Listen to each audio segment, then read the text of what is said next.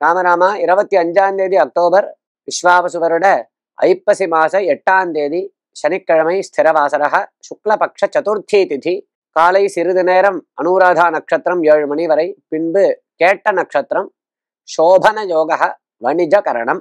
இன்றைய விசேஷம் சதுர்த்தி விரதம், நாக சதுர்த்தி அப்படின்னு நாகர்களை பூஜை பண்ண வேண்டியதான ஒரு நாள்.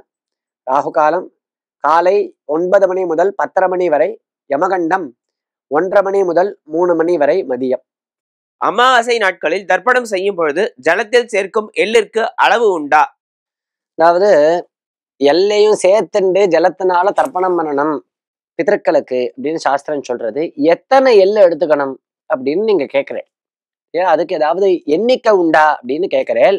விஷ்ணு புராண வச்சனம் இருக்கு. திளைஹி சப்த அஷ்டபிர் வாபி சமவேதம் ஜலாஞ்சலிம் பக்திநம்ர சமுத்திஷ்ய புவ்யஸ்மாகம் பிரதாஸ்யதி அப்படின்னு இருக்கு. அதாவது 7 அல்லது 8 எள்ளுகள் ஒவ்வொரு தர்ப்பணத்தும் போதும், அதாவது தர்ப்பயாமி அப்படின்னு நம்ம ஒரு தடவை எடுத்து விடுறச்ச 7 அல்லது 8 எள்ளை எடுத்துட்டு விடணும் அப்படின்னு சாஸ்திரங்கள் சொல்றது. இந்த கட்டவரலினுடைய அடிபாகத்தினாலதான் எள்ளை எடுக்கணும். இப்படி எடுக்கக்கூடாது. எள்ளை இந்த இடத்துல இப்படி தோச்சு இப்படி எடுத்து ஜலத்தை ஊத்தி இப்படி தர்ப்பணம் பண்ணணும். அப்ப ஒவ்வொரு தடவை நாம் பண்றச்சையும் 7 அல்லது 8 எள்ளுகளை எடுத்துக்கொண்டு ஜலத்தை ஊத்தி தர்ப்பணம் பண்ணணும் அப்படின்னு சாஸ்திரங்கள் சொல்றது. ராமராம்.